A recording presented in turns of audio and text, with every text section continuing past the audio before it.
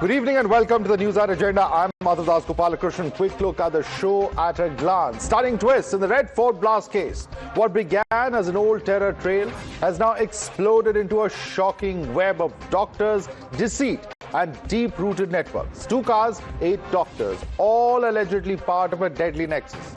Investigators now say the motive may trace back to the Babri demolition. The terror script runs deeper than ever.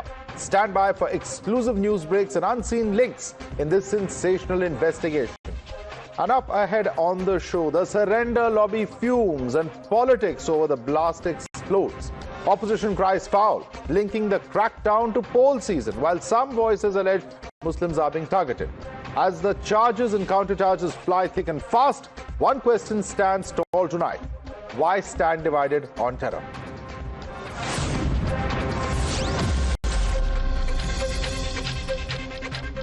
Viewers, it's been 48 hours since the deadly terror blast near the Red Fort in the national capital took place. And since then, security forces as well as the central government have left no stone unturned to unravel this ghastly attack. So far, 8 terror doctors have been detained, and there's an active lookout for more involved. Viewers, as the investigation intensifies, there's another car, a red-colored eco-sport vehicle which is suspected to have terror links and is owned by bomber Dr. Umar Nabi. I will take you through the exclusive details of that later in the show. But what's crucial is that in the cabinet briefing, the government has officially called it a terror incident. Listen in. The cabinet expressed its profound grief over the loss of lives in the terrorist incident involving a car explosion near the Red Fort in Delhi on the evening of 10th November 2025. First and foremost, investigation has now revealed how 2 cars shared one deadly trail. Now, there's on one hand a white Hyundai i20, once owned and driven by Dr. Umar Muhammad, the suspected bomber. And the second, a red EcoSport, again owned by bomber Umar Nabi, now seized from Haryana, abandoned but full of clues. Together, these 2 cars map the chilling route of terror that led straight to the Red Fort. Let's take a look at what both these cars have revealed. The fact that the i20 was used in the Delhi Red Fort blast. There's also the fact that Red EcoSport was owned by bomber Umar Nabi. Moving on is what we are told. All right, there's some more breaking news coming in. The Faridabad police has detained The Faridabad police has detained a person from the Khandavali farmhouse, hiding him in the rearmost seat of a police vehicle. There he is. In fact, there he's seen. In fact, in that police vehicle, all investigating teams are still on the spot, is what we are told. And in fact, this is the latest information coming in. Kritika is with us. Kritika, coming to you first. What exactly is happening at that particular location? This individual is attempting to hide in the back seat of that vehicle. What exactly is going on, Kritika? Well, yes, Madhav, in fact, we've been here for over about 3 hours now, and I'm giving you... Well, yes, Madhav, in fact, we've been here for over about 3 hours now, and I'm giving you visuals currently from the spot as well. You'll be able to see how the bomb squad vehicle is right here. We've seen the entire squad also go in. NSG commando vehicles are also here. NSG commandos have also gone in. Sniffer dogs are also right now inside the farmhouse where the car, the red EcoSport car, has been traced. Remember, earlier in the day, circulars were laid out. But what we saw a short while before was also how, in fact, 2 CFL officers are also doing the rounds here. They are carrying items currently in and out of the house. We'll get to know the details of that, the specific details of that. But after that, we've also seen a vehicle, in fact, take a suspected person also who is hiding in the rearmost end of the car as well. He was detained by the Faridabad police. This happened just about 15 minutes back. So these are the latest details that we can get to you at the moment. Remember, the i20 was explosive laden. We'll get to know the status of the EcoFort cars. Once again, showing you the visuals from this area. This is in Khandavali village. This village at this exact spot rather is in fact just about 12 kilometers away from the Al-Falah University, where the terror module is also being currently probed. Only 20 minutes away from this spot is where the university is, where the suspect currently, Dr. Umar Nabi, was also traced to. Now we're also learning of different links here as well, how he was driving the I-20 and how this Ford EcoSport car, the red car... As well as Bhavtosh, I'm going to request you to stay on with us. We're going to come back to you with more breaking updates, but let me quickly introduce our guests who are joining us. With us at the moment is Brahma Chalani, Strategic Affairs expert. Also with us is Neeraj Kumar, former Commissioner of Police of Delhi. We have Mr. NND Dubey, who's a former DIG of BSF and NI Kirti Chakra Gallantry Awardee as well. Also joining us on the broadcast is Sanjay Sahai, former IPS officer. Let me come across to you first. Brahma Chalani, the manner in which this investigation is unfolding, the manner in which the number of people are being investigated, it appears to be a much larger conspiracy than what meets the eye at this point of time. Arrests still taking place, vehicles and more vehicles which are coming under the scanner. One thing is very clear. It's a very well-planned conspiracy and perhaps a much bigger conspiracy than we had heard of on the first day. Brahma Chalani. You're absolutely right, Madhav. The intent clearly was to stage a series of major attacks, especially in the national capital region. They intended to undermine India's image, international image, as a stable, economically booming country. That's the reason why Pakistan's ISI in 2008 carried out the Mumbai terror attacks. And that is also the reason why those behind the deadly car explosion in Old Delhi did what they did. But the intent was clearly not just a one-off explosion. The intent was to carry out a series of coordinated attacks to shake the Indian state. So we are in a way fortunate that the terror module was uncovered and a massive cache of explosives, nearly 2,900 kilograms was recovered, clearly showed that those involved in this terror module were seeking something big. Because these explosives were military grade. You don't hoard such a massive stockpile of explosives unless you have a terror agenda to pursue. And I think the other very alarming aspect is that the terror module was largely spearheaded by medical doctors. Absolutely. We have seen white-collar terrorism in the past, not just in India. We have seen it in the US. 9/11 was a case of white-collar terrorism. We saw that in Bangladesh in 2016 with the Dhaka cafe bombing, targeting foreigners there. We saw that in Sri Lanka with the Eastern Sunday bombings in 2019 that were carried out by individuals from wealthy families. But what is very unique about the developments in Delhi, about the developments in NCR, is that medical doctors, for the first time, have been found running a terror module. Absolutely. And Let me take that question. Storing large amounts of explosives. In other words, that's the most shocking aspect of it, and there's no doubt about it. But I want to bring in another aspect because, let me bring in Mr. Neeraj Kumar on this. Mr. Neeraj Kumar, on the one hand, we have these suspected terrorists who come from educated backgrounds. They were doctors. One of them is reported to be earning a salary of 4 lakh rupees a month, a fairly high compensation for someone who's about 30 years old. He's given accommodation, so on and so forth. Doesn't this completely debunk the so-called narrative that poverty leads to terror? Because we're seeing many such statements coming out from various political leaders. Most certainly it does. That is another thing which is very unique, as I said right in the beginning, that here is a case where all educated, all well-to-do, and all professionals, every member is a professional, is involved. That is the uniqueness of this module. This theory was never accepted that poverty leads to terror. this theory, right from the very beginning, from the beginning of the history of terror, has not been a theory that has been accepted. And this, as you rightly said, is a clear example that poverty has nothing to do with terrorism. All right, we have some breaking news coming in. In fact, sources are telling us that Dr. Umar had told other arrested accused that he was planning to carry out something spectacular. However, it's not clear what the bigger terror plan the JM module had envisaged at the moment. Investigations have revealed that the red EcoSport recovered from a village in Faridabad was used by Dr. Muzammil.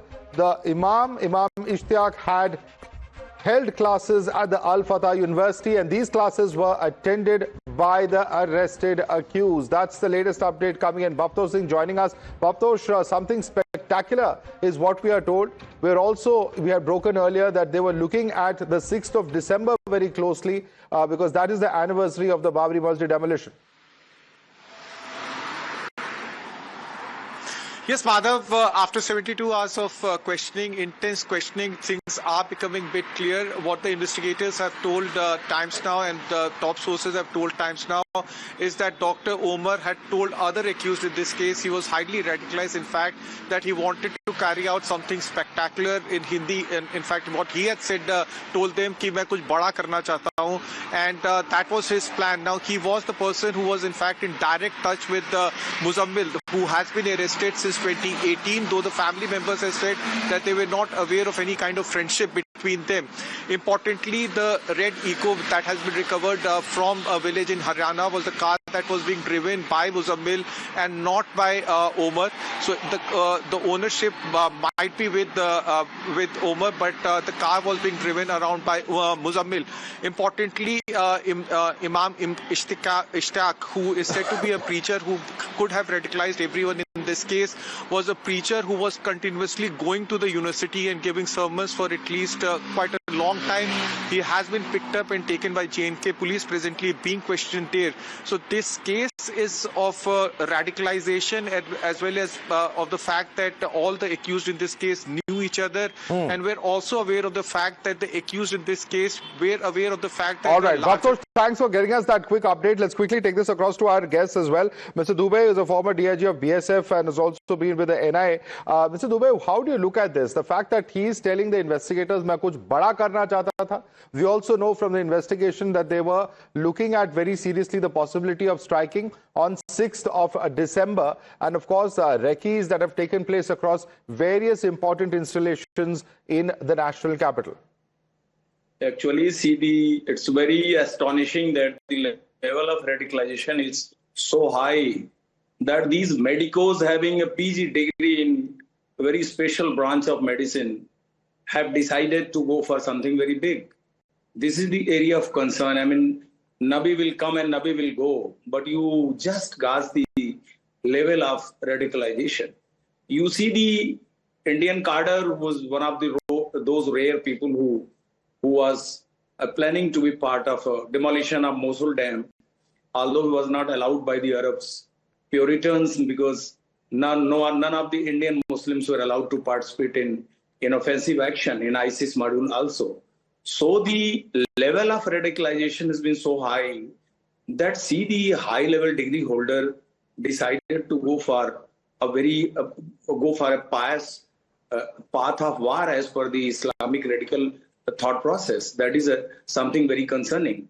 And in past, these things have happened, and there are various examples for that. So we can count on the fingers that which year, which date, a person of so high educational profile have been participant in terror attack. But I always start with my thanks to J&K police, because we are seeing this aspect. There had been a very tragic incident near the gate number 1 of Lal Killa. Right. But you see the amount of preventive action done by the J&K police by timely detecting this module. This would have been one of the most serious module of the century.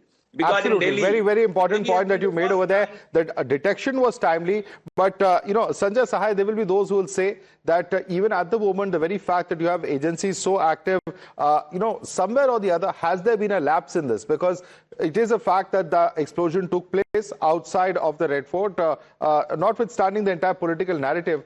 How do we avoid for such incidences taking place? Certainly, J&K police deserves credit for having given the tip-off to the Delhi police, to the Haryana police, so on and so forth. But at the end of the day, there will be concerns expressed as to how to prevent such kind of incidents from happening in the future. Sanjay Sai. So if you're able to hack somebody's mind, you have won the war. So that is the moral of the story. And with everything being hunky-dory and exactly as per the copybook style, if you still hack the mind, this is where we are. In the Pahalgam issue also. So the terrorists were able to reach there. And the intelligence agencies and all the multi-agency stuff which is happening, they are doing a great work. But that particular weak link is happening. Now, this radicalization, we'll not get into the history of radicalization and why doctors have been picked up for this exercise. Suffice to say that started in 2021, 2022. So from there, the level of infiltration of minds and the brainwashing which has happened has led to academic institutions and medical professionals completely sold out to the idea of terrorism. Those other fundamentals of Islamic terrorism we are not getting, but getting completely sold to that idea. So this is one part of the story. So we have missed out on the radicalization part. We felt that there is a lull, abrogation of 370 and all those activities which happened later. So lots of them are very, very commendable activities. But this lull period has been utilized to consolidate through the radicalization route. And whether it is medical professionals or technologists or engineers, that makes no difference. It is some people at the back end, it's the handlers. They decide that this is the strategy and they infiltrate. It's not that the medical doctors decided for themselves. It's just that they bring you to a stage wherein you feel that this is the right idea and you are doing something for the greater glory of God. So that is precisely where the issue is. The next is this 2900 cases regarding whatever happened from 30th or 31st of October till today. I think full credit has to go to the different police forces, starting from J&K police to intelligence bureau to Haryana police to Uttar Pradesh police. Regarding that, there is absolutely no doubt. So from 31st to what is happening, and it is getting unraveled. So all the marks go to them. But the other issue is that 2900 kgs. And I think all of you would find it very, very fascinating that it is 2700 or 2750 kg which went in flames in an accidental explosion of ammonium nitrate in Beirut, killing 200 people and injuring 6,500, displacing some 3 lakh people. Okay. We have some more breaking news coming in. Just a word, Mr. Sai, we have some more breaking news coming in. Let's quickly, in fact, bring that to our viewers. We've spoken exclusively to the owner of the Royal Cars company. Remember that this is a company where, in fact, the dealership in Faridabad, from where the Royal Cars owned, from where the I-20 was purchased. Now, in this conversation, Amit reveals that Amit Rashid, one of the persons to whom the I-20 Hyundai car was resold to, reached out to Royal Car via OLX to buy a vehicle. He was also accompanied by another person on 29th October, the day that he purchased the blast car. Listen in. 29 अक्टूबर को customer आए OLX से chat करके, जो कि हमारे office से, हमारी team से और सोनू जी डील कर रहे थे उनसे. तो उनको I-20 कार दिखाई गई यहाँ पे. कार उनको पसंद आई और कार की वो पेमेंट करके सेम डे वो 29 को ही वो यहाँ से लेके गए. और उससे पहले कि हम सब उनसे हमने सारे डॉक्यूमेंट लिए, आधार कार्ड, पैन कार्ड जो उनका था हमारे पास, सब हमने टीम को हैंड ओवर भी कर दिया है.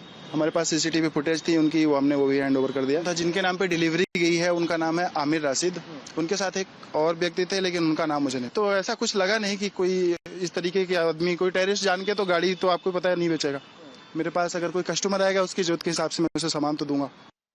All right, let me take this question right back to, in fact, Mr. Neeraj Kumar. Mr. Neeraj Kumar, we have seen how, in fact, one of the things that has been spoken about is the role of, one of the accused who was apparently trying to link this or in some way with the what has taken place on the 6th of December, that is the Babri demolition. Now, how do you see this? Is this something that is very significant in terms of how this could impact on the future of the investigation, perhaps even a security deployment that needs to be more alert? What do you make of this? So many terror attacks have happened on the anniversary of 6th, on the anniversary of the demolition of the Babri Masjid. The first incident that comes to my mind is the serial train blast that took place on the first anniversary. That was in 1993. That was by a module called LA Hadith, which was again headed by a doctor, Dr. Jalis Ansari. But then in that module, he was the only medical professional. Everyone else was a sort of a foot soldier and was a non-professional. So that was the first incident. And there have been other incidents as well. So 6th December should always be a day where we should keep our guard up and be prepared for such attacks. Right. And in fact, let me take that question across to Mr. Dubey as well. Mr. Dubey, the big question is that radicalization can take place, of course, within the confines of one's home today. Online radicalization is something that is also being talked about, given the Jaish links with this. But what is, quite mind-boggling is that some of the imams who are responsible for the radicalization in this case have even visited college of some of these accused who are now behind bars. In 2017-18, Tata Institute of Social Sciences had conducted a study behind the radicalization in Kashmir. The study is available. And it was stated in the study, these clerics and imams are the biggest source of radicalization in Kashmir. And on top of it, some of the imams exported from UP and Bihar to the masjids of Kashmir have been a very inspiring factor. Because the traditional imams in Kashmir, they recite the Quran in a very different tone and tenor. Once you listen in the morning, the prayers and namaz, you can very distinctly make out whether the imam is from Kashmir or imam is outside Kashmir. That is just because of the linguistic difference. Now, most of the terror outfits, most of the stone pelters in 2017 and 16 have been radicalized by the clerics inside the masjid, maktabs, inside the Ahl Hadith masjids. And you take the example of Indian Mujahideen, जिन्होंने 2005 से लेके 11 तक धुआं मचा दिया था, इसे पूरे देश में आपको पता है. Correct. So those Indian Mujahideen cadres, you take the example of Ahmedabad masjids, take the example of your Ratlam, Ujjain, Nagda, your Ajamgarh, they all have been radicalized inside the masjids. And that is Absolutely. the holy cow, that is the area well sanitized. These are certain handicaps to the security forces and police also. Huge issue, issue of concern, sir. There's some more breaking news coming in. This is a big explosive update. We're learning that top Lashkar-e-Toiba leaders Abdul Rauf and Rizwan Hanif have attended a meeting in Kotli today. Rizwan Hanif is a deputy Amir of LET POK unit, and he also functions as the primary conduit between Lashkar and Jaish cadre in the POK area. Rizwan Hanif commands what is called the Brigade of Hilal-ul-Haq, a joint LET and JEM combat brigade, which is publicly presented as the cover identity of PAFF. Very, very significant because this has links to the Pahalgam attack terrorist Habib Tahir as well. And joining me for more is my colleague Ankit from Jammu. Ankit, this is very, very important in terms of the update that you are getting us, because LET and JEM working together clearly is established from these visuals that you have brought for us. And what is very significant is that all of this is linked to the Pahalgam attack as well.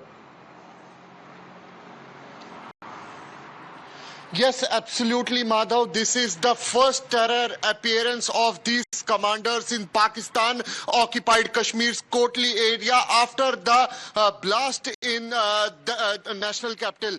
What we have accessed in the footage is that three most top brasses of the Lashkar-e-Taiba commanders are being seen in the Pakistan-occupied Kashmir's Kotli area.